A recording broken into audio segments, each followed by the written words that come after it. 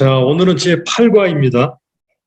8과 지난주에 관찰했던 5장 11절부터 7장까지의 말씀을 한 달러 한 달러씩 해석해 가면서 적용을 해보도록 하겠습니다. 자, 먼저 교재를 보시죠. 1번에 보시면요. 5장 11절부터 6장 11절까지의 그 부분에서 저자가 독자들에게 말하고자 하는 관심사가 뭐냐라고 물었습니다. 혹시 이거 한번 해보셨나요? 네.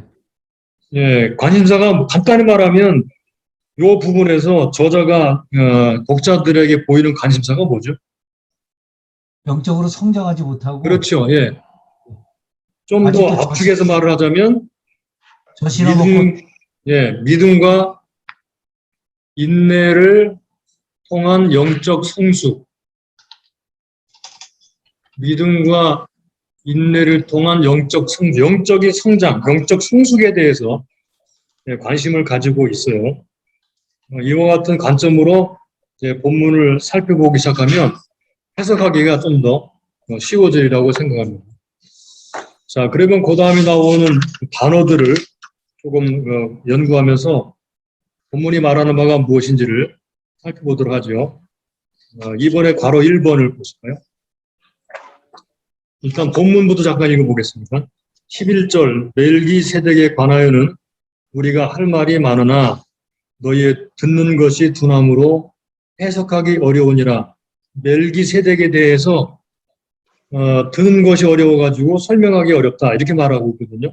여기 듣는 것이 둔하다라는 말이 나오는데 아주 결정적인 그런 중요한 부분이에요. 그러니까 독자들이 영적으로 어린아이, 영적으로 성숙하지 못한 중요한 이유에 대해서 말하는데 바로 그것이 듣는 것이 둔하다라는 말입니다.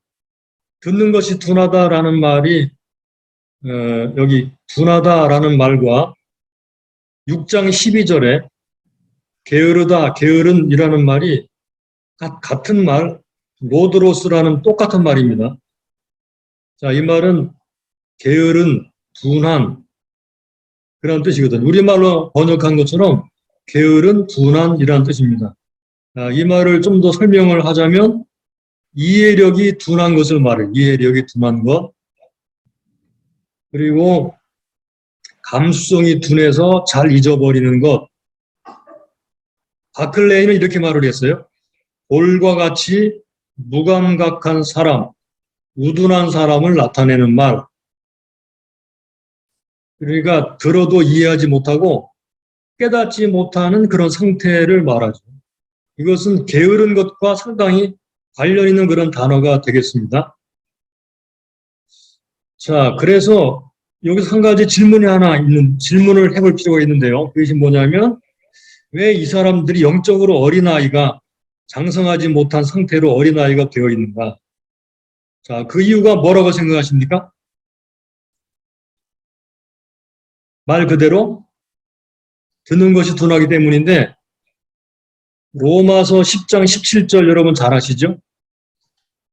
그러므로 믿음은 들음에서 나며 들음은 그리스도의 말씀으로 말미암았느니라 라고 말을 했는데 믿음은 들음에서 난다. 듣는 것에 문제가 있었다라는 거죠. 그들이 영적 어린아이로 남아있는 이유는 듣는 것에 문제가 있었다.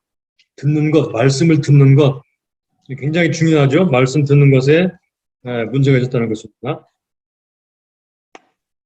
잠깐만요.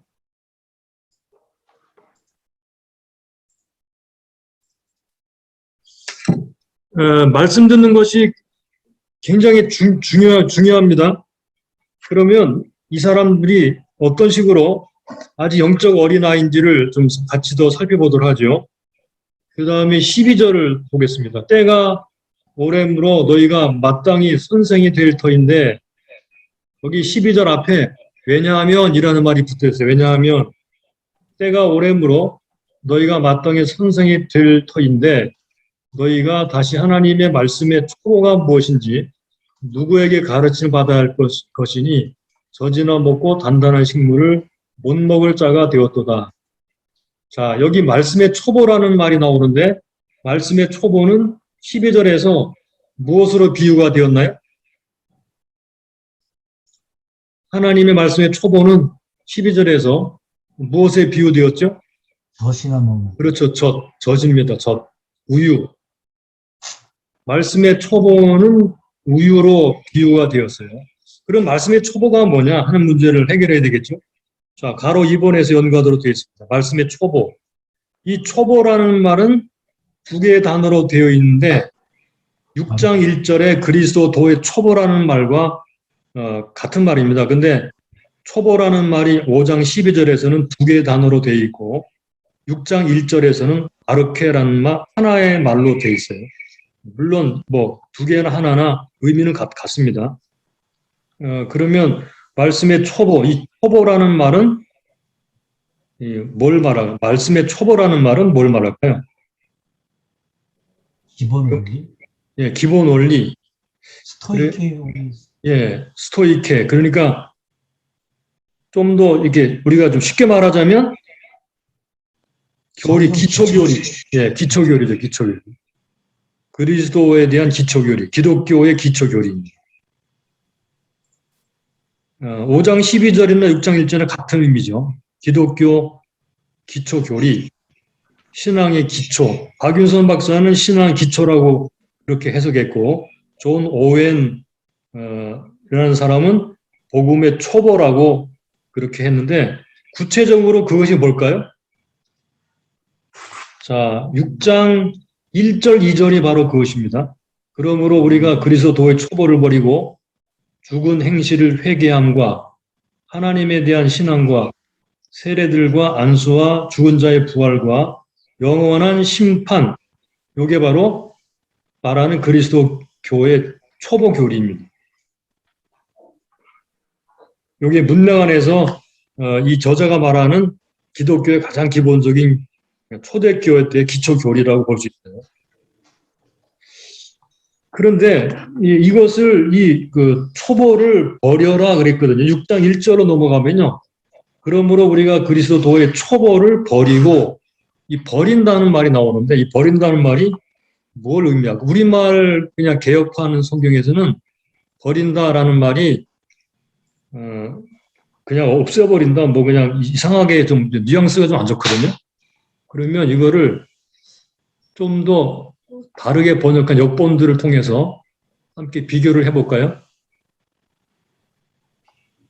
제가 지금 띄운 거는 베들레헴 성경 3.8.4라는 그런 그 프로그램이거든요. 혹시 이거 가지고 계신가요? 네. 예. 없는 분은 이거 공짜로 그냥 깔 수 있으니까 네이버에 찾아서 하시면 됩니다. 자, 여기서 비교를 해보면 1절을 그러므로 우리는 그리스도 교회 초보적 교리를 거기 제쳐놓고서 이렇게 되어 있죠. 제쳐놓고서. 이거는 세번역 성경이에요. 바른 성경에서는 그리스도에 대한 초보적 가르침을 떠나서 온전한 대로 나가자 이렇게 되어 있죠. 그리고 공동 번역에서는 넘어서. 예, 넘어서서 이렇게 되어 있어요. 그러니까 이것은 그냥 없애버린다는 말이 아니죠, 그죠? 네. 예, 이거는 그 교리를 일단은 그것을 뛰어넘어서 성숙한 대로 나가자라는 그런 의미인 것을 알 수가 있습니다. 그러면은 바로 3번 넘어가서 장성한 자가 되도록 그렇게 지금 요청하고 있거든요. 지금 이들은 어린아이인데 장성한 자가 될 것을 지금 요청합니다. 그 말이 바로 3번 문제를 보시면요. 5장 14절에 이렇게 말해요. 단단한 식물은 장성한 자의 것이니 저희는 지각을 사용함으로 연단을 받아 선악을 분별하는 자들이라. 그들은 어린아이이기 때문에 젖을 먹는 자이고 그런데 그들은 단단한 식물을 먹지 못할 그런 사람이지만 지금 이 말의 전체 문맥은 바로 장성한 자까지로 성장해 나갈 것을 지금 요청하는 거죠. 그 똑같은 비슷한 단어가 6장 2절에 나옵니다. 6장 2절. 영원한 심판에 대한 교훈을 다시 잡지 말고 완전한데 나아갈지니라. 네, 여기 괄호 3번 문제 보시면 장성한 자, 텔레이 오테타라는 말과 완전한 데라는 말은 텔레이 오테타라는 말이고 장성한 자라는 말은 텔레이온이라는 말. 예, 비슷한 말입니다. 이 말은 무슨 개념이죠? 완성, 완성. 완전. 예, 그렇죠. 성숙. 성숙의 개념이에요. 성숙. 그러니까 교리와 그 개인적인 경험적 성숙 둘 다를 포함하고 말하고 있다. 그러니까 뭐 지식적으로 교리적으로만 이렇게 그 많이 아는 것을 말하는 게 아니고 이것은 교리적, 즉 진리를 아는 지식과 그것을 깨달아서 경험하는 것, 이 두 가지를 다 포함하는 성장하는 것, 성숙을 말합니다. 그런데 지금 이 사람들의 상태는요, 어린아이의 상태에 있어요. 자, 문제 3번을 볼까요? 5장 13절에 의의 말씀을 경험하지 못한 자하고 그렇게 말하는데 무슨 뜻이냐 그래서 5장 13절 보겠습니다. 다시. 대저 젖을 먹는 자마다 어린아이니 의의 말씀을 경험하지 못한 자요. 여기 의의 말씀을 경험하지 못했다 그랬습니다. 그러면 이것도 좀 뭐랄까 금방 이해가 되지 않죠? 의의 말씀? 자, 먼저 경험하지 못한 자라는 말이 어떤 의미인지를 잠깐 보겠습니다. 경험하지 못한 자, 경험하지 못했다. 아페이로스. 네. 자, 요거를 조금 다른 걸로 보겠습니다. 5장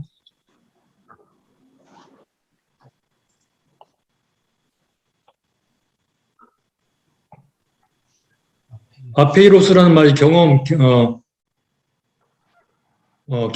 못한 자야 할 때 이 말은 아페이로스라는 말이죠.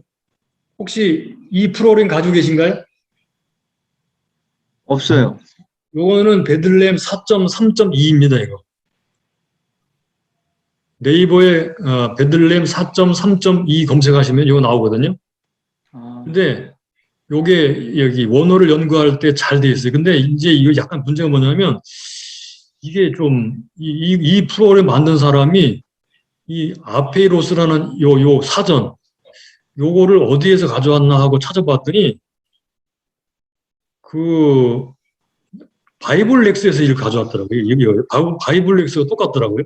바이블렉스가 똑같은데요? 네.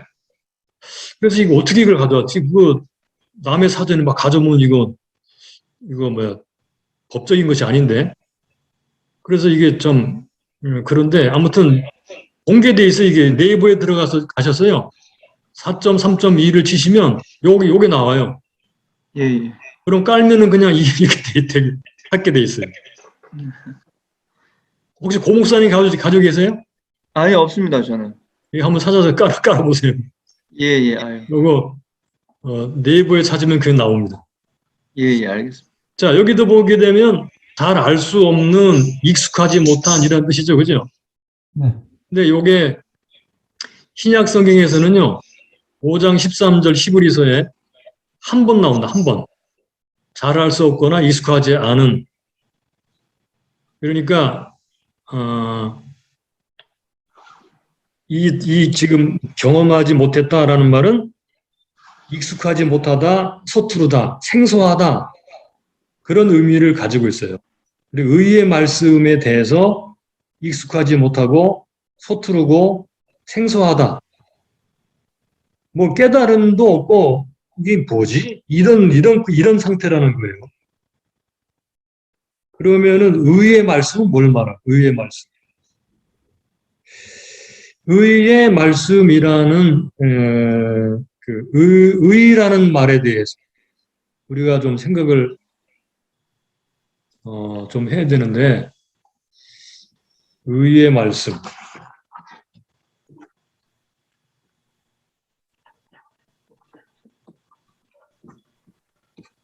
요 의라는 게요. 하나는 두 가지로 좀 생각을 해볼 수 있거든요. 하나는 이 칭의. 그러니까 예수 그리스도를 믿음으로 의롭게 되는 것 이거죠. 또 한 가지는 윤리적 의. 이것은 삶에서 순종함으로 경험하는 거죠.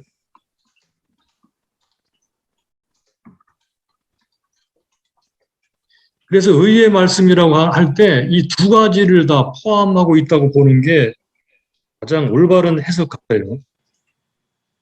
그러니까 이 칭의에 대해서는 예수 그리스도가 이 대제사장 되심으로 말미암아 우리의 죄를 속죄하시고 우리를 의롭게 하셨으므로 우리가 우리의 삶에서도 하나님의 말씀 순종해서 의롭게 살아가는 것에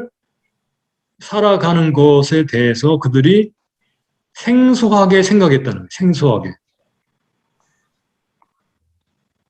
좀 이해되시나요? 두 가지가 우리가 이게 칭의임, 이 교리만 생각하면 뭐랄까, 이게 너무나 지식적이거든요. 이거를 믿음으로 받아들여서 우리를 대속하신 예수께 순종함으로 말미암아 의로운 삶을 살아가는 이 두 가지를 실세 생활에서 경험하지 못하고 생소하게 생각되는 상태, 이게 어린아이죠. 이게 어린아이입니다. 어린아이는 말씀 진리와 삶이 분리되어 있는 겁니다. 물론 진리도 잘 모르고 삶도 약한 그런 상태죠. 자, 반대로 장성한 사람들은 어떤 상태인가? 장성한 사람. 자, 4번을 보실까요? 5장 14절.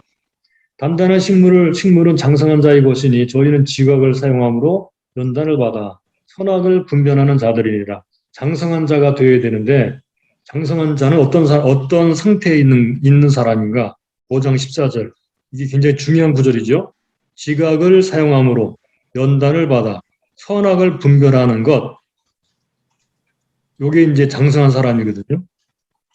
그러니까 장성한 사람이 된다라고 할 때 지각을 사용한다라고 하면 지각이 여기서 좀 생각을 해봐야 될. 그러니까 혹시 연구해 보셨나요?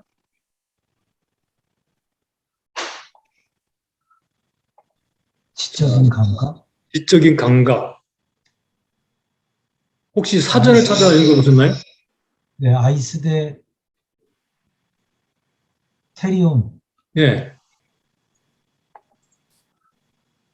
아이스대 테리온. 여기 퍼셉션 지각이라고 되어 있지, 그렇게. 이것은 상당히 제가 볼 때도 이게 해석하기 어렵더라고요. 여기 그 70인역본에 보게 되면요. 예레미야 4장 19절에 히브리어 히르라는 말이 나오는데 요거를 번역하면 개역성경에서는 마음, 속 이렇게 했다는 거예요. 그런데 마카베오서 2장 22절에서는 감각기관을 표현하는 단어다 그랬어요. 근데 신약성경에 들어오게 되면요. 히브리서에 한 번 나오는데 요 말은 연단을 받아 선악을 분별하는 기관, 선악을 분별하는 기관, 이런 발달된 기관 없이는 바울의 유대교 대적자들처럼 칭의 말씀을 이해할 수 없다. 이것은 실제로 개발되어야 하는 영적 은사, 이렇게 돼 있어요. 이거 참 굉장히 어렵죠, 그렇죠? 말이 어려워요. 그래서 이거를 쭉 연구한 것을 이제 종합을 해가지고 판단을 해서 정리를 해보자면 영적 분별을 하는 감각기관, 영적 감각기관. 그렇다고 이것은 막연한 게 아니고 우리의 마음 상태를 말하는 거라고 보는 게 좋겠어요.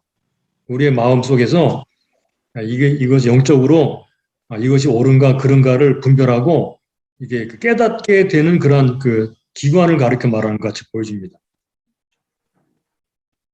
그러니까 이렇게 말씀 연구하면서 이것이 옳은가 저것이 옳은가 이렇게 분별력이 있고 깨달아 가게 되는 그런 영적 분별력을 가져오는 감각, 이런 거라고 보면 될 겁니다. 그러면 여기서 우리가 한 가지 정리하고 넘어갈 게 있습니다. 중요한 부분인데요.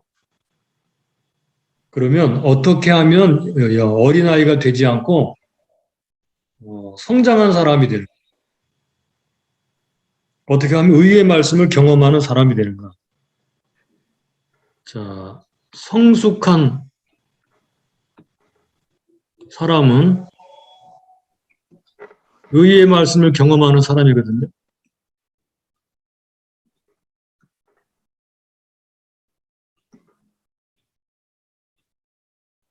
자, 11절부터 14절까지 한 달라간에서 이 성숙한 사람이 되려면 어떻게 되는지에 대해서 알려주고 있습니다.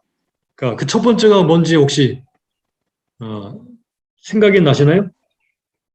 제일 먼저가 말씀을 듣는 것입니다. 들음.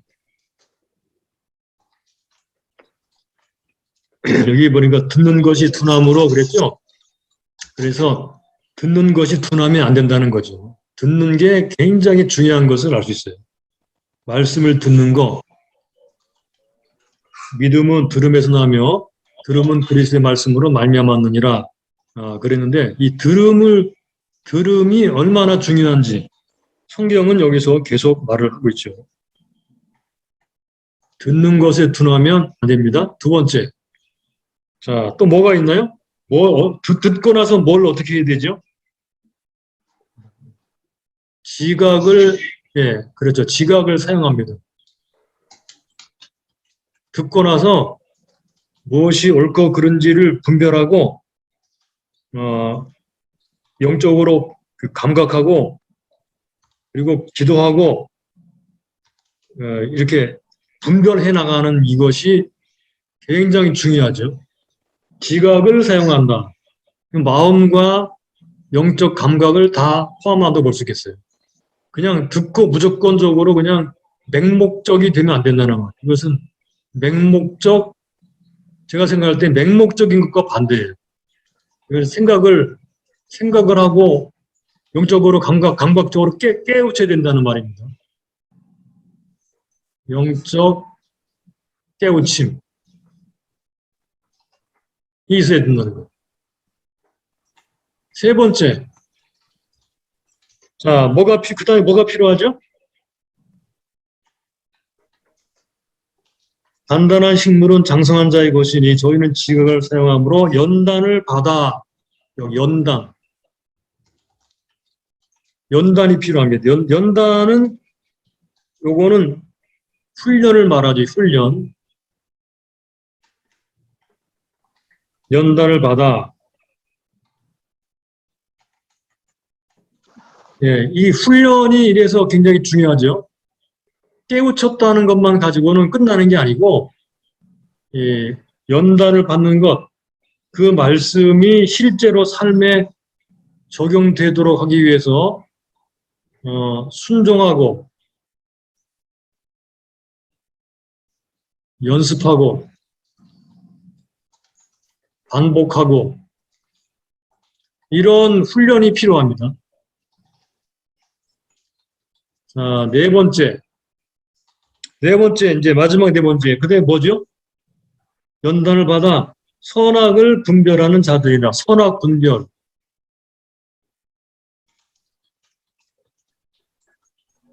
예, 무엇이 옳고 그른지, 하나님이 기뻐하시는 것이 무엇인지, 기뻐하지 않는 것이 무엇인지를 분별하는 것. 이렇게 되면 어떤 사람이 된다고요? 영적으로 성숙한 사람이 됩니다.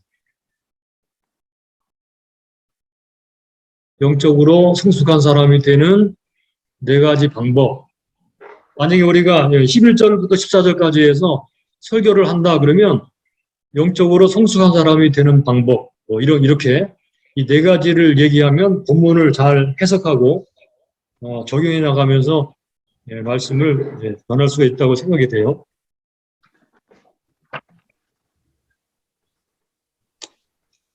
자, 그러면 예, 5장 요 부분은 이제 다 끝났고요. 5번째 5번 문제로 잠깐 들어가 봅니다. 뭐 여기 오래 끌 일은 아니지만 6장 1절과 2절에서 기독교 그 당시 초대교회 기초교리 6가지가 나오죠. 첫째 회개, 둘째 믿음, 셋째 세례, 넷째 안수, 다섯째 부활, 여섯 번째 심판. 제일 앞에 회개가 나온다는 것을 꼭 염두에 두면 좋겠습니다. 회개 없이 믿음 없다 이렇게 생각하시면 좋겠어요. 단순하게 회개 없이 그냥 무조건 믿는 게 아니고 회개하고 믿는 것, 그래야지 이제 거듭남을 경험하게 되죠. 이건 넘어가겠습니다. 6번으로 갑니다. 혹시 시간이 되시는 분들은 개인적으로 이 기초교리들 연구해 보시면 좋겠습니다. 6번으로 넘어가서 5장 11절에서부터 6장 2절까지 영적 어린아이와 장성한 자에 대해서 알아봤는데, 그러면 다른 성경들, 병행 구절들은 없는가? 다른 성경들에서는 어떻게 말하고 있는가 하는 것을 서로 비교해 보면 좋겠죠. 자, 그러면 성경 구절을 몇 개 살펴보도록 하겠습니다. 첫째, 베드로 전서 2장 1절로 3절.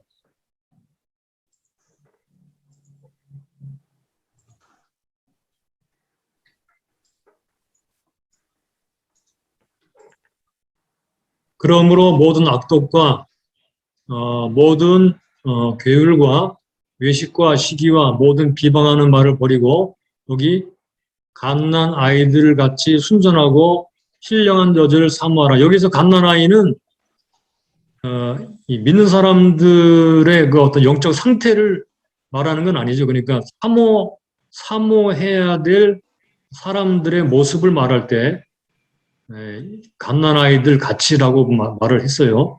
이는 이로 말미암아 너희로 구원에 이르도록 자라게 하려 함이라. 너희가 주인 자심을 아파하시면 그리하라. 그러면 성장하려면 어떻게 해야 된다고요? 젖을 사모한다. 말씀을 사모하는 것이 중요하다.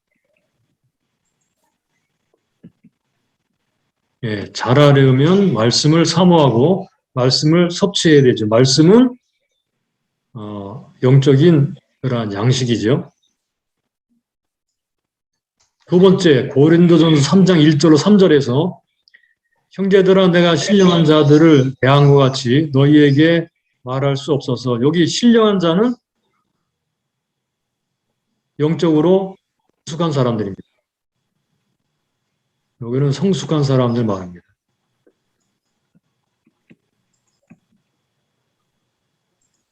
너희에게 대한 말할 수 없어서 육신에 속한 자, 육신에 속한 자는 요거는 영적으로 어린 아이들 들을 말합니다. 곧 그리스도 안에서 어린 아이들을 대한 것 같이 하노라. 내가 너희를 저주로 먹이고, 지금 우리가 말하는 히브리서와 똑같죠. 밥으로 아니하였노니 이는 너희가 감당치 못하였음이거니와 지금도 못하리다. 너희가 아직도 육신에 속한 자로다. 육신에 속한 자로다. 너희 가운데 시기와 분쟁이 있으니 어찌 육신에 속하여 사람을 따라 행함이 아니요. 어린 아이들은 젖을 먹는다 그랬죠. 장성한 자는 밥을 먹는다 그랬죠. 근데 그들은 어린 아이인데 육신에 속한 자라고 했습니다. 육신에 속한 자라는 증거가 뭐냐면 시기와 분쟁이 있다는 거예요. 요거 시기와 분쟁이 있으면 영적 어린아이입니다. 육신에 속한 자입니다. 자, 그 다음에 에베소서 4장 11절로 16절. 그가 혹은 사도로 혹은 선지자로 혹은 복음 전하는 자로 혹은 목사 교사로 주셨으니 이는 성도를 온전케 하며 공세 일을 하게 하며 그리스도의 몸을 세우게 하려 하심이라. 우리가 다 하나님의 아들을 믿는 것과 하는 일이 하나가 되어 온전한 사람을 이루어 그리스도의 장성한 분량이 충만한 데까지 이르르니 성숙하게 되는 거죠. 이는 우리가 이제부터 어린아이가 되지 아니하여 사람의 괴술과 간사한 유혹에 빠져 모든 교훈의 풍조에 밀려 요동치 않게 하려 함이라. 오직 사랑 안에서 참된 것을 하여 범사에 그에까지 자랄지라. 그는 머리니 곧 그리스도라. 성장의 목표는 예수 그리스도죠. 근데 여기서 어린아이는 어떤 상태인 사람이 어린아이죠? 어린아이가 되지 아니하여 사람의 괴술과 간사한 유혹에 빠져 모든 교훈의 풍조에 밀려 요동하는 사람, 요게 어린아이입니다. 그런데 이렇게 되지 않도록 사람들을 양육하는 자들이 누구냐? 여기 사도, 선지자, 복음 전하는 자, 목사, 교사입니다. 이런 사람들을 하나님께서 세우셔서 하나님의 아들을 믿는 것과 아는 일이 하나가 되어 성장시켜서 그리스도의 장성의 분량이 충만한 데까지 성장하게 만드는 것, 요동치 않는 어린아이에서 벗어나도록 하는 것, 이게 바로 목회자가, 목사와 교사가 하는 일이라는. 그러니까 지금 이 세 구절에서 다 보는 것처럼 어린아이와 장성한 자가 있는데, 장성한 자는 그리스도를 닮아간 자이고, 어린아이들은 예를 들면 시기와 분쟁이 있거나 모든 교훈의 풍조에 밀려서 유혹에 빠져서 요동하는 사람들, 이런 사람들은 어린아이죠. 이렇게 되지 않도록 하기 위해서 사람들을 성장시키도록 세우신 사람들이 바로 사도, 선지자, 복음 전하는 자, 특별히 우리가 하고 있는 이 목사와 교사라는 것입니다.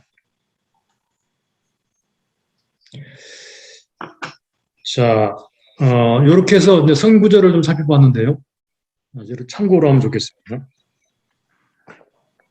7번은 좀 전에 했던 거, 우리가 성장하기 위한 네 가지 방법. 똑같은 것이니까 한번 기억해 두시면 좋겠습니다. 그럼 복습을 한번 해볼까요?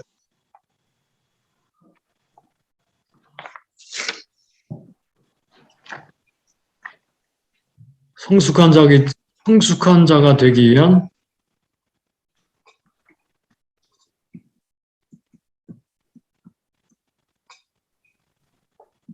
네 가지 방법. 여기 지금 7번은 앞에서 했던 것을 반복하는 거예요. 자, 기억나시죠? 말씀을 잘 들어야 된다. 듣는 것, 들음. 두 번째는 지각을 사용하고, 세 번째는 연단, 훈련 받고, 훈련. 네 번째는 선악을 분별하고, 요 네 가지.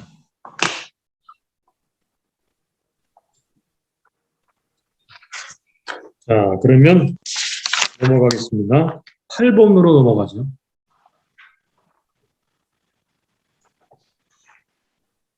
8번. 난의 구걸이라고 알려져 있는 4절부터 8절까지의 말씀. 여기 몇 개의 단어를 먼저 간단하게 살펴본 다음에 정리를 해보도록 하겠습니다. 먼저 본문을 보면요. 하나님께서 허락하신 것을 우리가 알리라. 한 번 비침을 얻고, 여기 비침을 얻는다. 이 말은 복음에 대해서 명백하게 이해한다는 것을 의미합니다. 빛이 들어오는 거죠. 포티죠. 가르침으로 빛이나 지식을 주는 것인데, 복음의 교훈을 받아들여서 야, 이게 진짜 구원을 받는 거구나. 이렇게 복음을 깨닫고 명백하고 이해하는 것을 하늘의 은사를 맛보고, 여기 맛본다는 말은요, 이건 개인적으로 체험한다는 거죠. 맛본다는 말은 경험하다, 참여하다라는 의미인데, 하나님의 선한 말씀을 개인적으로 경험했습니다. 그 다음에 내세의 능력을 맛보고, 세 번째, 그 성령에 참여한 바 되고, 참여한 바 되었다. 이 메토코스라는 말은 3장 1절과 그 다음에 14절, 6장 4절에 나오는 말과 똑같은 말입니다. 그러니까 3장 1절에서 하나님의 부르심의 동참자들, 3장 14절은 그리스도의 동참자들, 6장 4절에서 성령의 동참자,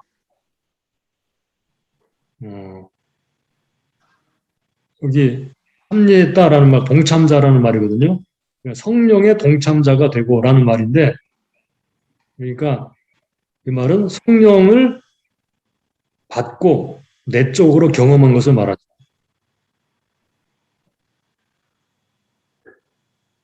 이 동참자라는 말이 12장 8절에 또 나옵니다.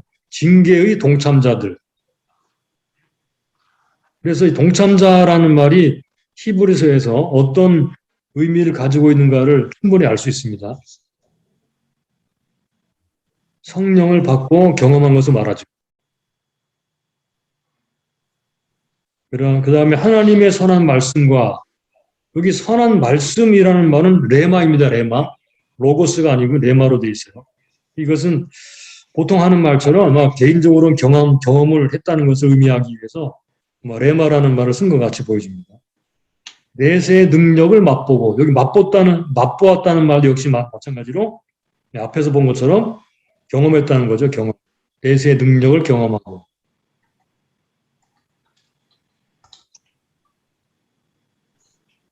그 다음에 그리고 나서 6절에 타락한 자들은 타락하다라는 말.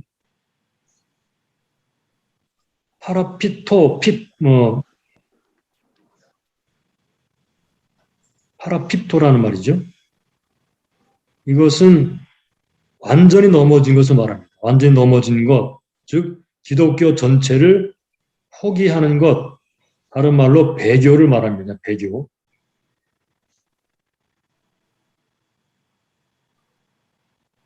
이런 사람들은 다시 새롭게 하여 회개케 할 수 없다. 돌이켜서 용서받지 못한다는 거죠. 이는 자기가 하나님의 아들을 다시 십자가에 못 박아 현저히 욕을 보임이라. 회개할 기회를 상실한 사람들, 이런 식으로 배교하면은 회개할 기회를 상실한다. 그러면서 8절, 9절은 그 비유로 말을 합니다. 만일 가시와 엉겅퀴, 7절, 8절, 땅이 그 위에 자주 내리는 비를 흡수하여 밭가는 자들의 쓰기에 합당한 채소를 내면 하나님께 복을 받고, 이건 이제 믿음 위에 잘 서서 은혜를 받아들여가지고 성장하고 열매를 맺으면 하나님께 복을 받는 거고, 그러나 만일 가시 엉겅퀴를 내면 열매를 내지 않고 오히려 가시 엉겅퀴와 같은 엉뚱한 것을 내버리면 버림을 당하고, 버림당한다 그랬죠. 버림을 당하고 저주함에 가까워 그 마지막은 불사름이 되리라. 하나님의 심판만 있는 거죠. 그래서 4절부터 8절까지의 말씀은 아주 무시무시한 말씀. 그런데 우리가 여기서 하나 생각해야 될 게 하나 있는데요. 뭐냐면 6장 1절에서 쭉 앞에서 11절에 쭉 나오는 그 권면의 대상은 너희입니다. 너희인데 여기 4절부터 8절에서 주어는 뭐예요?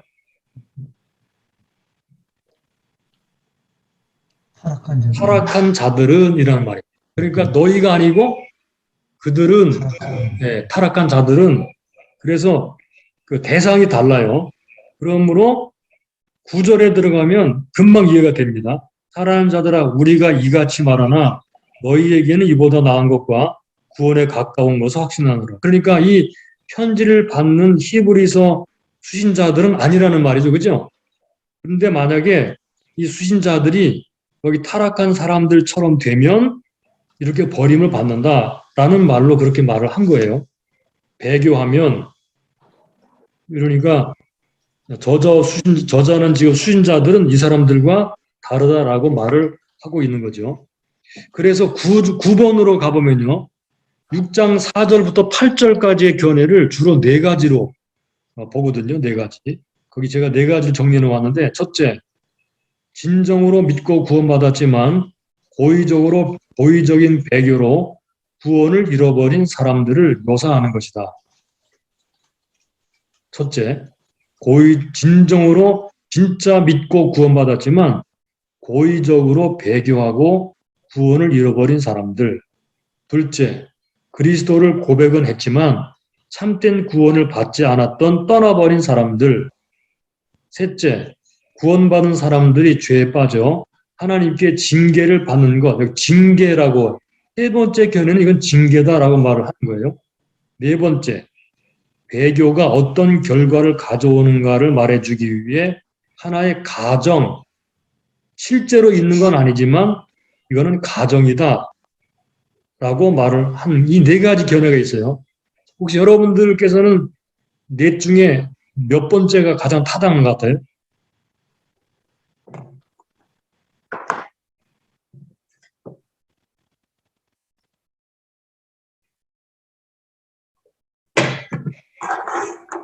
어려운가요? 실제로 지금 교회 안에도 이런 사람들이 있으니까 문제가 되지 않나요? 네.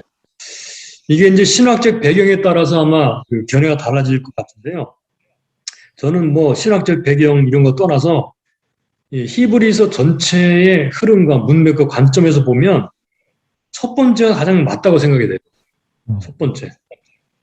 근데 만약에 개혁주의 신학을 했다거나 칼비니즘에 속해 있는 사람, 저도 물론 장로교 목사지만 그런 사람들은 네 번째가 맞다고 생각을 할 거예요. 네 번째. 근데 이건 가정이라고 하면요. 아무 의미가 없게 되고요. 이 말씀에 능력이 없어요. 일어나지 않을 걸 왜 얘기해야 되죠? 그런 문제가 있죠. 세 번째 징계다라고 하면 징계가 지옥에 가는 게 무슨 징계예요? 심판이죠. 그죠? 말이 안 되죠. 두 번째, 이거는 그 고백은 했지만 참되게 믿었던 사람이 아니다라고 말을 한 거거든요. 근데 본문을 보니까 경험했다, 뭐 등등의 빛을 비췄다라는 말이 등장하기 때문에 이 두 번째도 해당하지 않아요. 그래서 첫 번째가 가장 적당한 것이 아닌가라고 생각합니다. 이렇게 해야 진짜 경고를 받는 거죠. 아, 나도 이런 사람이 되면 안 되겠다라고. 고목사님 어떻게 생각하세요? 예, 저는 목사님 말씀 들어보니까 1번이 예, 그런 것 네, 같습니다. 네, 처음에는 4번을 생각했는데요. 네. 예, 근데 이제 의견을 들어보니까요. 1번이 예, 예, 그런 하여튼 이거는 좀 더 많이 연구를 좀 해보면 좋겠고요. 하여튼 제가 히브리서를 연구하면서 볼 때 첫 번째가 가장 타당하지 않을까라고 생각을 해보았습니다. 이건 무서운 경고죠. 진짜 믿고 그랬다가 배교하면 심판만 기다리죠. 예를 들면 뭐 그 박태선 장로 같은 사람도 있잖아요. 이런 사람들을 볼 때 진짜 믿었던 사람들이 아닐까요? 근데 나중에 타락하고 배교해서 무서운 결과를 가져왔죠. 진짜 믿었던 사람들도 완전히 탈락될 수 있다. 이런 견해를 최근에 좀 이제 많이들 이제 취하는 같이 보여집니다. 신천지에 빠지는 사람들도 대표적인 예라고 볼 수 있지 않나요? 예, 그 잘못 빠져가지고 믿음을 저버리게 되는 거죠. 자, 그러면 넘어가겠습니다. 6장 9절부터 12절. 9절부터 10절을 보면요. 이렇게 말합니다. 사랑하는 자들아 우리가 이같이 말하나 너희에게는 이보다 나은 것과 구원에 가까운 것을 확신하노라. 여기 구원에 가깝다라는 말을 썼는데요. 이 사랑하는 자들로 표현된 히브리서 신자들은 이런 배교자는 아니다 이 말입니다. 아까 이 사람들의 상태가 어떻다 그랬죠? 어린아이, 영적 어린아이라 그랬거든요. 그런데 어린아이긴 하지만 이렇게 타락하고 배교한 것은 아니다 그 말이죠. 너희는 이보다 나은 것과 구원에 가까운 것을 확신하는 구원에 가깝다라는 말이 나오는데 이 말이 뭐 어떻게 번역되는지 잠깐 볼까요?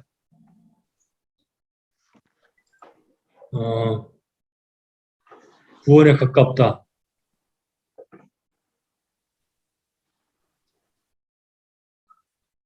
6장 9절.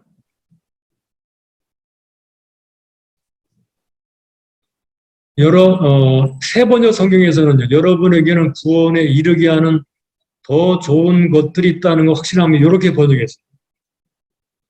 근데 다른 성경에서는요, 너희의 경우는 이보다 더 좋은 것과 구원과 함께 올 것들이 있음을 확신한다. 그렇게 번역했고요. 공동 번역에서는요, 여러분은 더 좋은 구원의 축복을 받고 있다는 것을 우리는 확신합니다. 이렇게 했어요. 근데 개정판은 어떻게 되는가 볼까요? 개정판. 여기 너에게는 이보다 더 좋은 것 구원에 속한 것이 있음 확신한다. 이렇게 되어 있어요. 이게 가장 적절한 표현이라고 보여집니다. 구원에 속한 것이 있다. 즉 구원에 속해 있다. 이렇게 말합니다. 그래서 9절과 10절을 한마디로 말하면 이 수신자들의 상태는 히브리서 수신자들의 상태는 첫째, 구원을 소유하고 있다는, 타락하지 않았다는 것입니다. 두 번째는 구원에 열매가 있다. 요거는 9절이고 요거는 10절입니다. 이 두 개가 있어야지 되죠. 그러니까 영적 어린아이라고 해서 구원의 열매가 없는 것은 아닙니다. 아까 우리가 5장 11절로 14절까지 해서 그들은 영적 어린아이라고 했거든요. 단단한 음식을 먹지 못하고 의의 말씀을 경험하지 못했다라고 말을 했는데 그렇다고 해서 그들이 구원을 잃어버렸다거나 배교했다거나 그런 것이 아니고 그들은 구원을 가지고 있고 구원의 열매, 자 이게 뭐죠? 열매가 뭐죠? 사랑과 섬김입니다. 사랑과 섬김. 그러니까 영적 어린아이도 이것을 할 수 있다는 거예요. 우리가 영적 어린아이들에게 이렇게 자꾸 시키고 연단하고 훈련함으로써 점점 성장하게 만들 수가 있을 것입니다.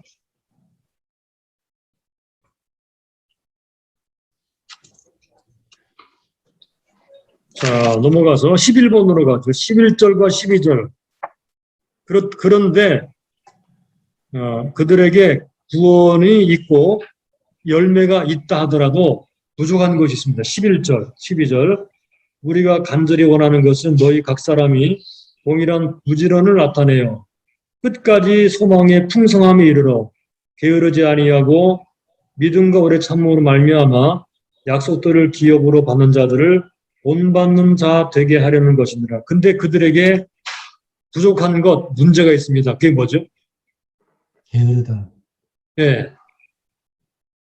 본문에서 비슷한 말로 두 가지가 되어 있는데요. 하나는 각 사람이 동일한 부지런을 나타내요.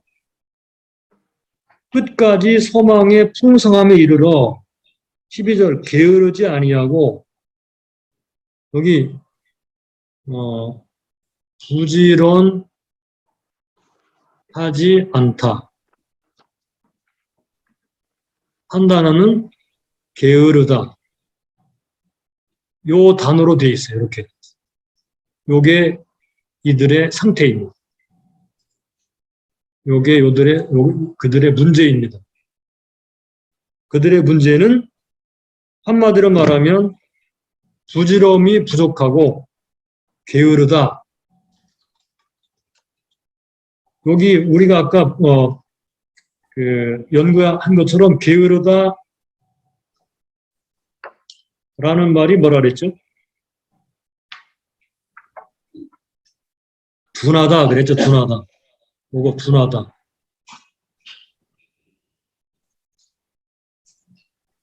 듣는 것이 둔하고 게으르다. 요게 이제 이들의 문제. 요걸 해결해야 되는 거예요. 이거 참 심각하죠, 그죠? 이 사람들의 문제는 부지런함이 부족하고 게으르다. 듣는 것이 둔하다. 그러므로 어떤 상태에 있는가 하면 이 사람들은 소망의 풍성함이 없다. 이렇게 말하는 거예요, 지금요. 우리가 간절히 원하는 것은 너희 각 사람이 동일한 부지런을 나타내어 끝까지 소망의 풍성함에 이르러 게으르지 아니하고 믿음과 오래 참음하며 약속들을 기호로 하는 자들을 본받는 자가 되게. 그들이 부족한 것이 뭐냐면 첫째, 소망의 풍성함이 없고 둘째, 뭐가 부족하죠? 지금 권면하고 그들에게 촉구하는 게 있는데 그게 뭐죠?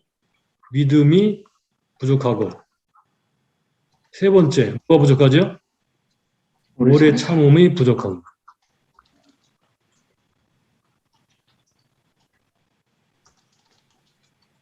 이게 굉장히 중요한 문제인데, 실제적인 문제인데요. 영적 어린아이들로 남아있는 성도들의 문제이기도 해요. 그러니까 무슨 말인가 하면 영적으로 어린아이들은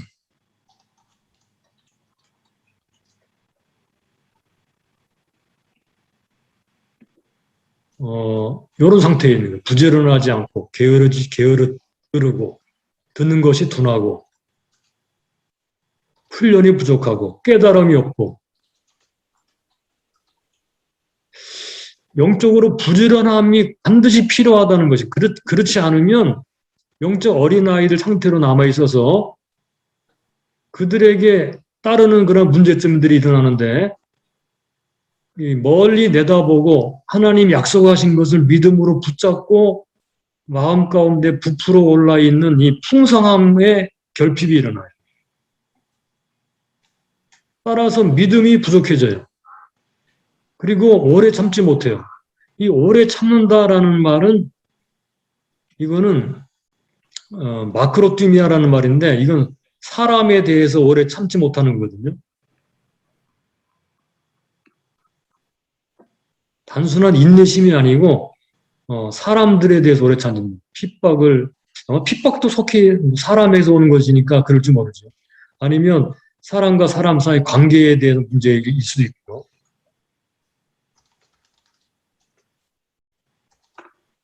그러니까 한마디로 말하면 자 여기서 잘 이제 기록을 해 두면 좋겠습니다. 이들의 문제는 게으름이었다. 게으르자 소망이 풍성하지 못하고 믿음도 부족하고 오래 참음도 부족했다. 영적 나태함은 굉장히 심각한 문제다라는 것입니다. 이게 사실은 교회마다 아직 믿음이 자라지 못하고 있는 많은 영적 어린아이 성도들의 문제가 아닌가 생각이 돼요. 혹시 목사님들의 교회는 어떤가요? 점점 이렇게 다 게을러지고 있죠. 교회도 게으르게 나오고 말씀도 게으르게 읽고 설교도 게으르게 듣고 뭐 기도도 게으르게 하고 봉사도 게으르게 하고 나태하고 그러자 뭐 이 천국에 대한 소망이 부족해지고 기쁨도 사라지게 되고 항상 어린아이로 남아있어서 예수 믿은 지는 오래되었지만 그들이 뭐 권사도 되고 장로도 되고 집사도 되고 봉사는 하지만 그러나 그들이 구원은 받은 것 같은데 어떤 면에서는 뭐 사랑도 있고 섬김도 있는 것 같은데 그러나 여전히 어린아이로 남아있는 사람들이 있다는 거죠. 이것이 바로 히브리서 이 수신자들의 문제였는데 오늘 우리들이 살아가는 이 시대에 그 성장하지 못한 성도들을 정확히 얘기하고 있다는 이거를 우리가 섬기고 있는 성도들에게 확실하게 알려줘서 어떻게 하면 그들이 성장할지, 왜 그들이 성장하지 못하고 직분만 중직이 되어 있고 실제로 믿음은 아직 어린아이에 있는지 이거를 제대로 좀 깨닫게 했으면 좋겠습니다. 그러니까 한마디로 말하면 자, 이 부분 이제 12절까지 말씀을 결론 짓자면 열심, 말씀에 대한 열심, 하나님에 대한 열심, 본질적인 부분에 대한 열심이 있어야 된다. 그러니까 이 목회자들이 하나 주의해야 될 것은 교회에 대한 열심, 봉사에 대한 열심, 누군가를 사랑해야 되는 열심만을 가르치지 말고 이 11절부터 19절까지에서 말하는 본질적인 것에 대한 열심. 그게 뭐죠? 예수 그리스도에 대한 열심. 이거를 강조해야 되지 않을까 생각이 듭니다. 이게 바로 히브리서 오늘 이제 6장 뒷부분에서 말하는 그런 바입니다. 자, 그럼 함께 더 나가보도록 하죠. 13번. 우리가 믿음을 가지고 오래 참아야 될 이유가 뭐냐? 13절로 20절입니다. 기니까 제가 있는 거는 좀 생략하고요. 믿음을 가지고 오래 참아야 될 이유. 간단히 말하면 답이 뭐냐면 이루어진다. 예. 받아. 뭘 받았죠? 아브라함이 오래 참아서 약속을 그렇죠. 받았다는. 예. 그렇습니다. 약속을 받기 때문에 그렇죠. 약속. 믿음을 가지고 오래 참아야 될 이유.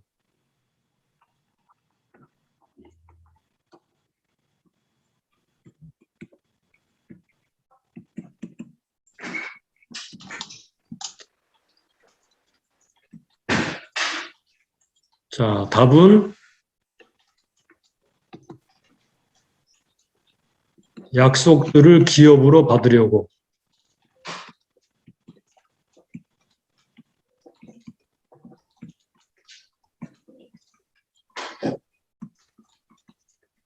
이게 본질적인 거죠. 천국에 들어가려고 이 말입니다. 천국.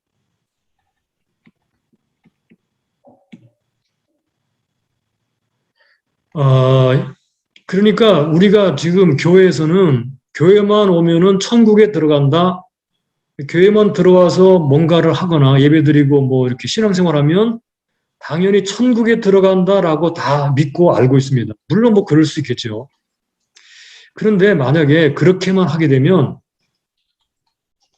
지금 히브리서 저자가 염려하는 바가 일어나는 거예요.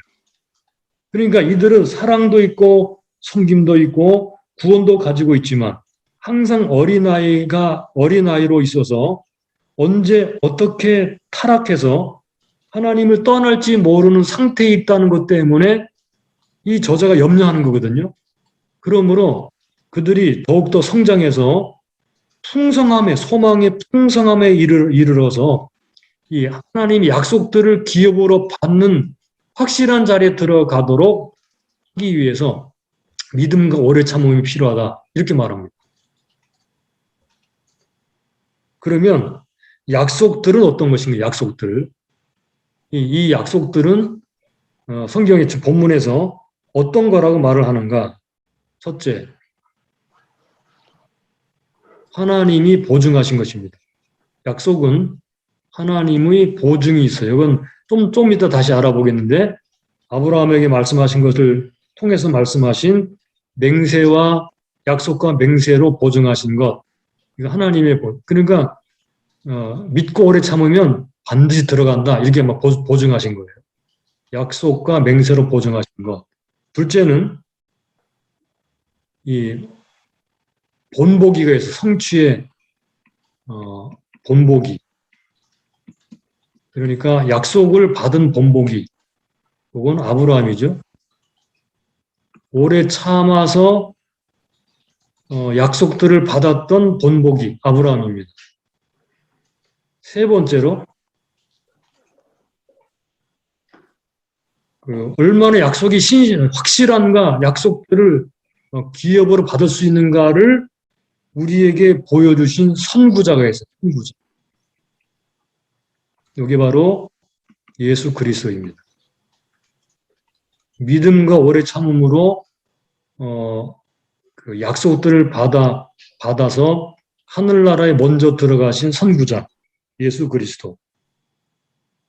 요게 약속들이 우리에게 얼마나 확실한가를 보여주는 증거들입니다. 요 약속들을 받으려고 믿음을 가지고 오래 참으라는 것입니다. 이렇게 확실하기 때문에 약속들을 기업으로 받으려면 믿음과 오래 참음이 필요하다. 15번으로 일단 넘어가게 되면요. 15번으로 넘어가게 되면 하나님이 이 약속들을 보증하셨는데 거짓말 할 수 없는 두 가지 변치 못할 사실을 통해서 하셨습니다. 뭐죠 그게?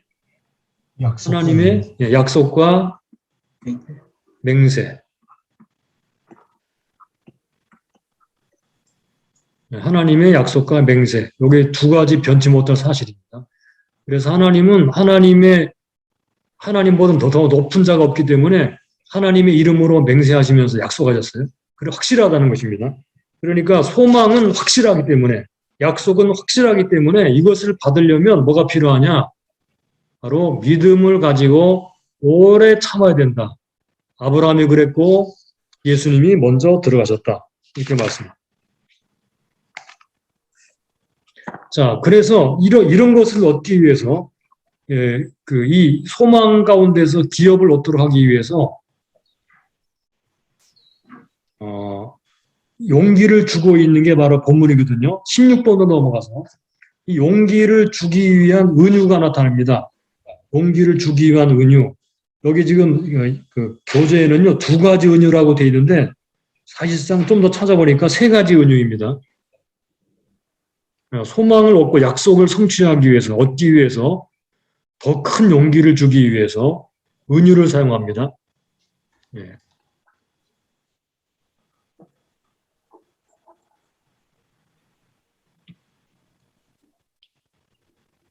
용기를 주기 위한 3가지 은유. 예, 교재를 고쳐서 놓으세요. 자, 어떤 은유가 나오는지 볼까요? 첫째. 자, 피난처, 소망을 얻은 피난처. 예, 몇 절이죠? 18절. 예, 18절. 이는 하나님이 거짓말을 할 수 없는 이 2가지 변치 못할 사실을 인하여 앞에 있는 소망을 얻으려고 피하여 가는 우리라고 되어 있죠. 피하여 간다. 여기 피하여 가는 우리라고 되어 있죠. 요거는 신명기 35장과 관련이 있어요.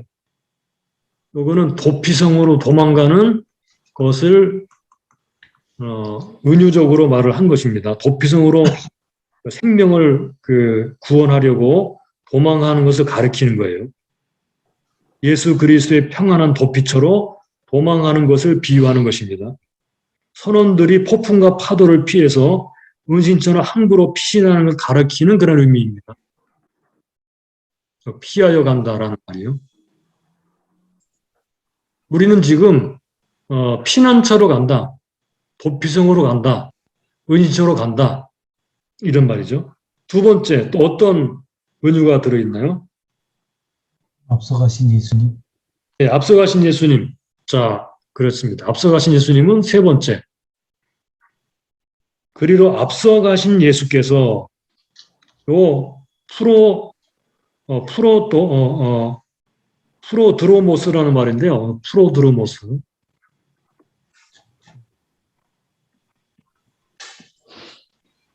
프로드로모스라는 말은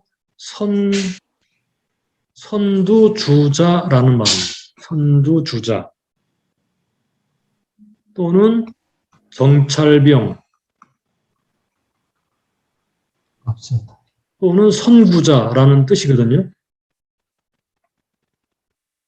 또는 예비하는 자라는 뜻도 있습니다. 예비하는 자. 그러니까 척후나 군대 정찰대원 또는 전위 부대를 말하는데 후속 부대의 안전을 확인하기 위해서 앞서 나가는 자들을 가리킬 때 이 프로드로모스라는 말을 쓴다고 그래요. 바클레이가 그렇게 설명했습니다.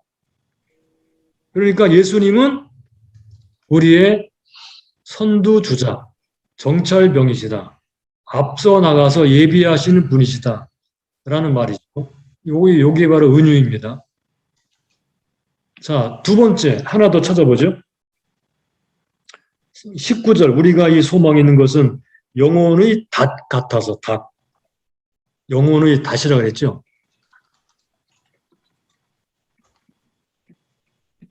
영혼의 닷. 이 닷은 여러분 잘 아시죠?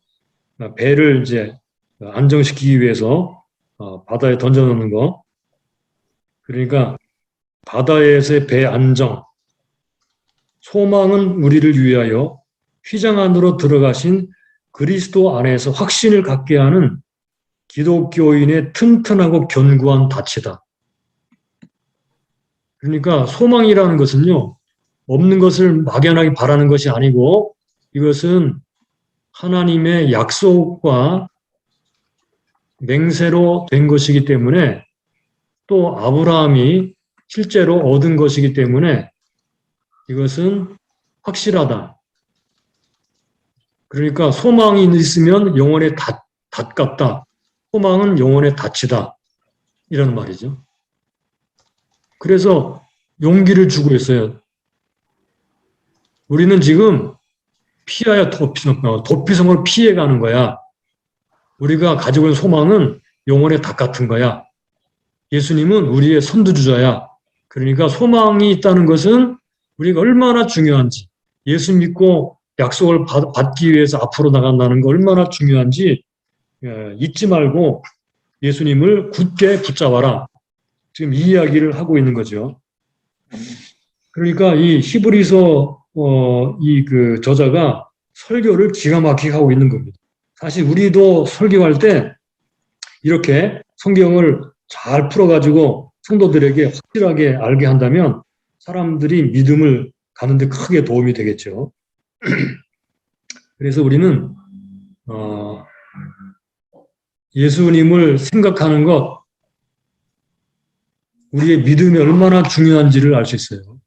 저자는 3장 1절에서 뭐라고 말을 했는지 기억나시죠? 예수를 깊이 생각하라. 그러면서 예수님은 믿음에 뭐라고 그랬어요? 3장 1절에서 믿는 도리의 사도이시며 대제사장이다 그랬어요.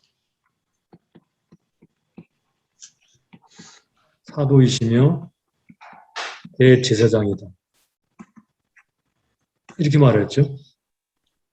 그러므로 예수를 깊이 생각하라 이렇게 말을 했는데 이제부터는 이 믿는 도리의 사도시며 대제사장을 쭉 설명하면서 이제 그 7장에 들어가서는 우리가 대제사장이 누구신가를 깊이 생각을 해보게 될 것입니다. 그러므로 이제 우리 여기서 하나 이제 잘 정리하고 넘어갈 것은 우리는 항상 예수님에 대해서만 생각합니다. 대해서. 이 대해서, 관해서 이건 교리 또는 지식적인 문제죠. 그런데 이것만 생각하지 말고 예수님을 생각을 해야 됩니다. 예수님을. 이거는 관계입니다. 관계. 그러니까 예수님에 대한 어떤 지식 이것만을 생각하지 말고 예수님과 관계를 돈독히 하는 방식으로 생각하는 것, 이것이 우리의 믿음을 견고하게 붙잡는 하나의 방식이라는 것을 다시 한번 염두에 두면서 그 다음 단계로 넘어가도록 하겠습니다. 자, 그러면 17번으로 가죠. 이제 마지막 부분에 도달했습니다. 17번은 뭐 길게 연구할 할 수가 없기 때문에 전체적인 부분을 쭉 훑어보는 것으로 대신하도록 하겠습니다. 17번. 저자는 7장에서 4장 14절로 5장 10절에서 언급한 그리스도가 대제사장이라는 주제로 돌아가고 있습니다. 그랬죠. 바로 이게 딱딱한 음식이에요. 그러니까 예수 그리스도가 대제사장이다. 어떻게 대제사장이 아론의 그 반차를 쫓는 제사장에서 여기 사람들이 있는데 어떻게 유다 지파의 예수가 대제사장이냐? 이게 딱딱한 음식이에요. 그래서 이제 다시 이걸 듣는 귀가 어둡다라고 말을 한 다음에 다시 7장에 들어와서 멜기세덱에 대해서 설명을 하고 있습니다. 그래서 우리가 7장 내용을 간단하게 좀 훑어보도록 하겠습니다. 먼저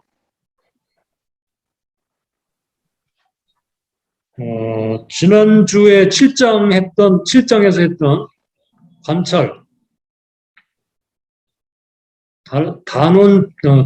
단원과 단락 제목을 잠깐 복습을 해보겠습니다.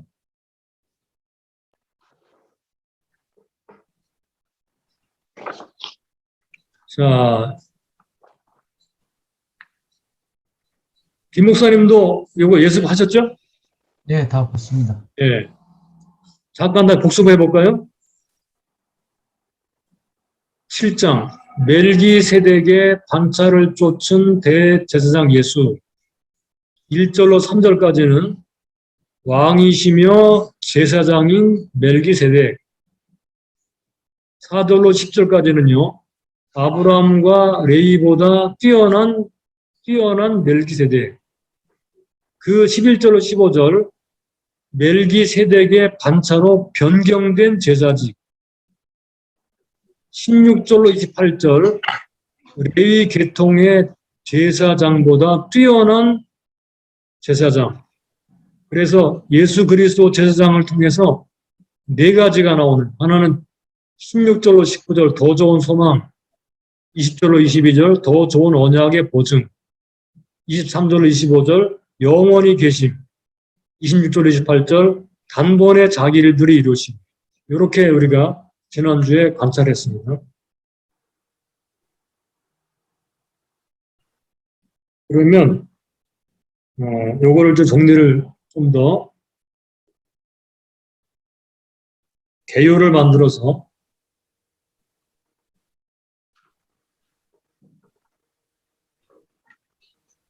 이렇게 정리해 보았습니다. 이게 참고해 보시죠. 7장의 개요를 간단하게 정리해 보자면요. 멜기세덱의 반차를 쫓은 제사장,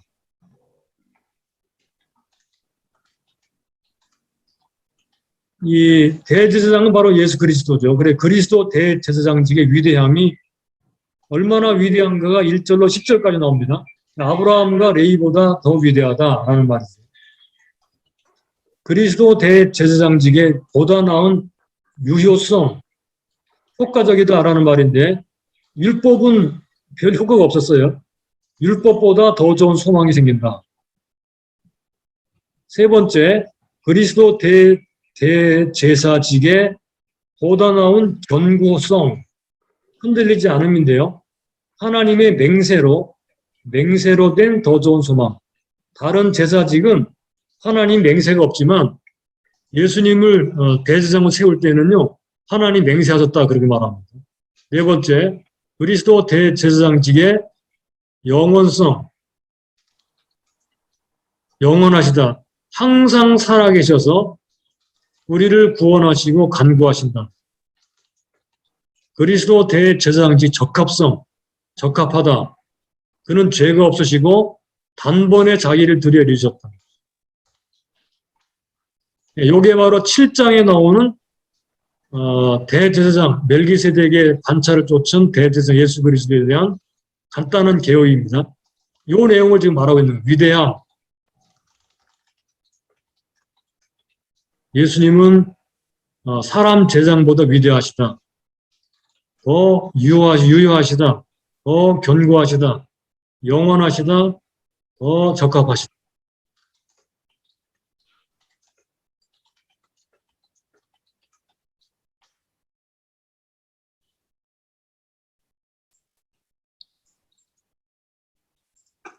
자, 그러면 17번 넘어가고 18번을 이제 앞에서 한 것이니까 대략 넘어가고요. 19번으로 넘어가겠습니다. 19번. 실정을 통해 예수 그리스도의 대제사장직에 대해 배운 것을 간단한 개요로 아까 좀 전에 기록했죠.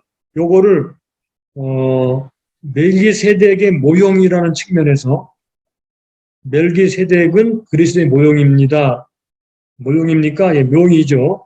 그래서 멜기세덱이 그리스도의 모형이라는 점을 염두에 두고 자, 그리스도의 모형으로서의 멜기세덱 목록을 만들어 보겠습니다.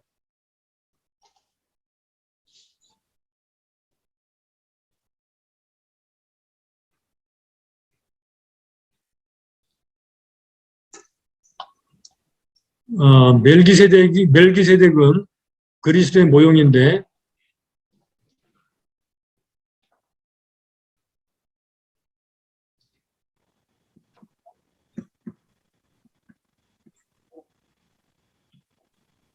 첫째, 멜기세덱은 평강의 왕이라 해서 평강의 왕. 그렇죠? 그는 또 뭐라고 말을 했는가? 의의 왕 그랬죠. 세 번째, 지극히 높으신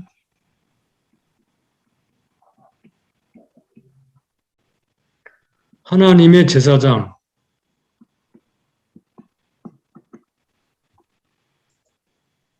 네 번째, 아브라함을 축복한 높은 자. 다섯 번째,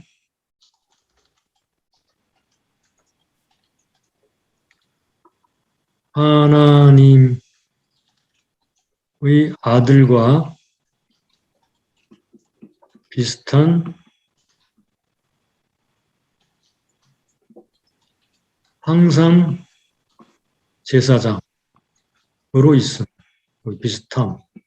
항상 제사장으로 있음.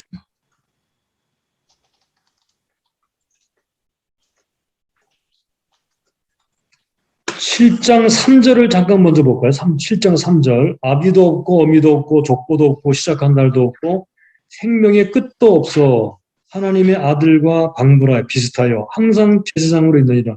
여기 아비도 없고 어비도 없고 족보도 없고 시작한 날도 없고 생명의 끝도 없다는 그런 말을 혹시 이해하시겠어요?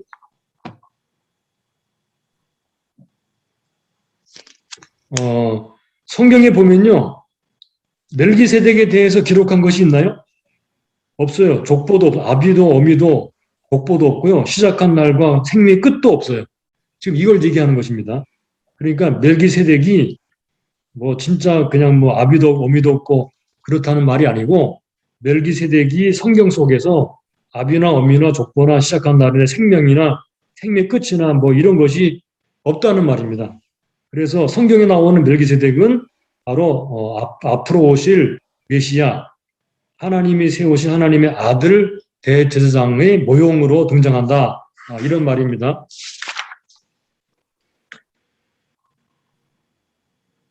자, 그러면 20번으로 가겠습니다. 이러한 대제사장은 우리에게 합당하니라고 한 26절. 자, 26절을 보죠. 이러한 대제사장은 우리에게 합당하니 거룩하고 악이 없고 더러움이 없고 죄인에게 떠나 계시고 하늘보다 높이 되신 자라. 이러한 대제사장은 우리에게 합당하니 합당하다라는 말. 우리가 주목을 해야 될 것입니다. 합당하다.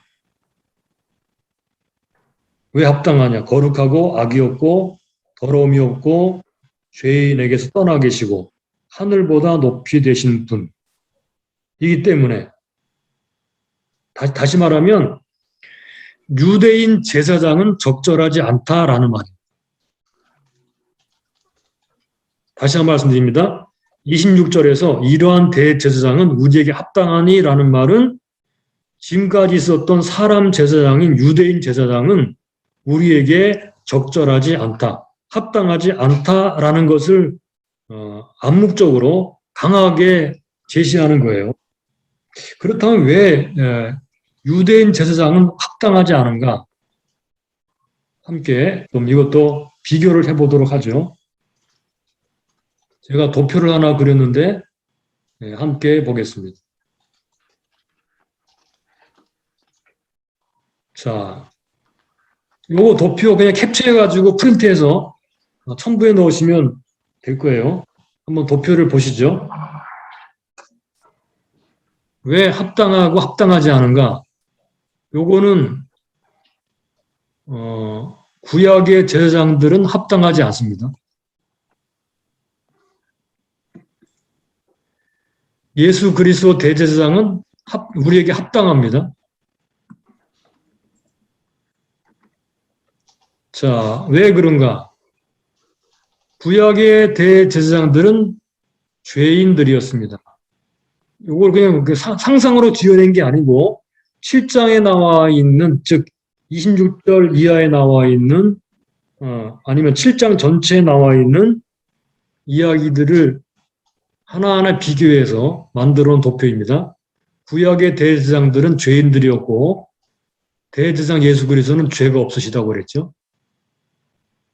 또 구약의 대제사장들은 자기를 위하여 타인을 위해 자기도 위하고 타인도 위해서 제사를 드렸습니다.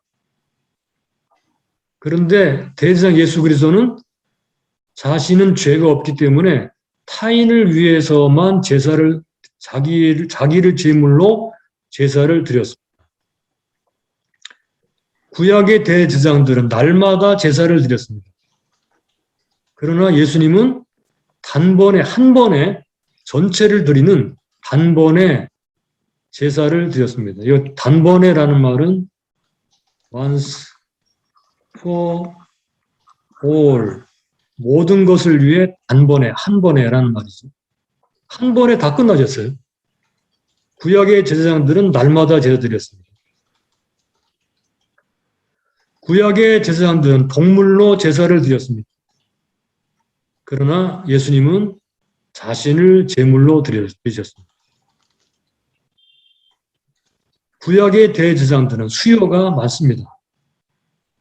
그러나 예수님은 한 분이십니다. 한 분. 지금 우리는 합당하지 않은 사람들과 합당하신 예수님을 비교하고 있습니다. 자, 그 다음에 율법에 의해 세워진 약점을 가진 사람들. 요거 율법에 의해서 세워진 약점의 사람들입니다. 그런데 율법은 완전하지 않죠. 율법은 아무도 구원할 수 없고 율법은 불완전하죠. 그런데 예수님은 율법 후에 하신 맹세 말씀으로 세워진 온전케 된 아들입니다. 여기는 약점을 가진 사람들이었지만 예수님은 하나님이 맹세로 말씀하신 영원히 온전케 되신 아들입니다. 자, 마지막으로 그래서 사람 제사장은 우리에게 적당하지 않습니다. 항상 불안합니다.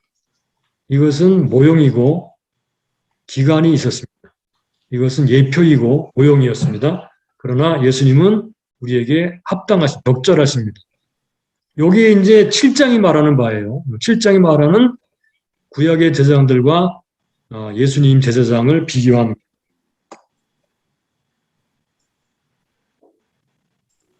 그래서 25절, 26절 이 부분에서는 저자는 바로 영원하신 왕이시며 동시에 영원한 제사장인 예수님께 우리를 인도해 가고 있습니다.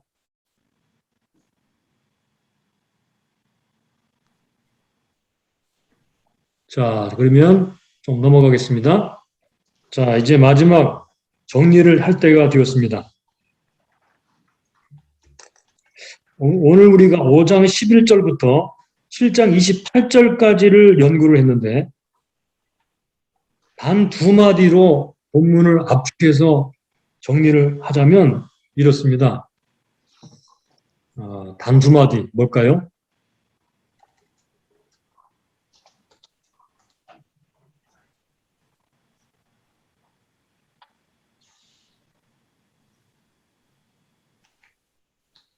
자, 오늘 우리가 5장 11절부터 7장 28절까지를 연구했습니다. 단 두 마디. 예수님이 길이시다라는 것입니다. 그러니까 유대교로 돌아갈 수도 있었던 이 당시의 상황에 비추어서 아직도 어린아이처럼 방황하고 있었던 사람들에게 다른 길은 없다. 예수님이 길이시다. 예수님만이 소망이시다. 예수님만이 구원의 길이다. 라고 주장하는 것이고요. 또 한 가지는 예수님이 그 길로 가는 방법이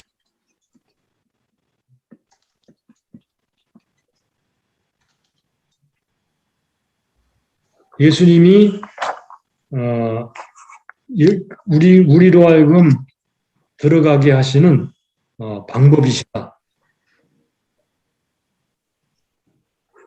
그래서 예수님을 깊이 생각하고 예수님을 붙잡아야 된다. 이것을 계속 반복하고 있는 거죠. 예수님을 그래서 깊이 생각해라. 예수님을 끝까지 붙잡아라.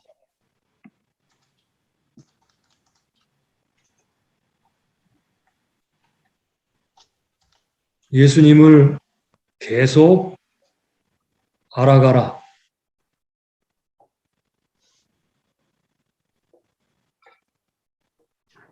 예수님을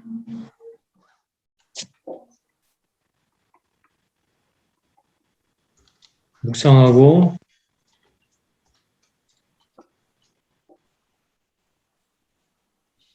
예수님을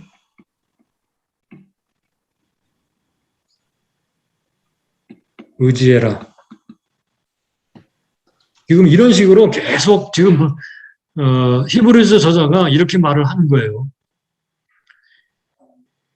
이것이 바로 신앙생활의 가장 중요한 이게 본질입니다. 본질. 근데 오늘날 많은 경우를 설교를 들어봐도 이 예수님에 대한 본질적인 그런 얘기에 대해서 얼마나 많이 둔해졌는가 하는 것을 아실 거예요. 어떤 경우는 어떻게 저런 설교를 하는 그런 교회에 어떻게 저런 수많은 교인들이 있을까? 라는 그런 생각을 할 때도 있거든요. 우리가 이 히브리서를 공부하면서 예수님을 좀 더 깊이 생각하고 예수님과의 관계를 좀 깊이 그리고 친밀하게 유지함으로 우리가 더 성숙한 자리로 들어가고 성장해 나갔으면 좋겠습니다. 그리고 우리가 다른 그 성도들에게도 이것을 잘 알려주었으면 좋겠습니다.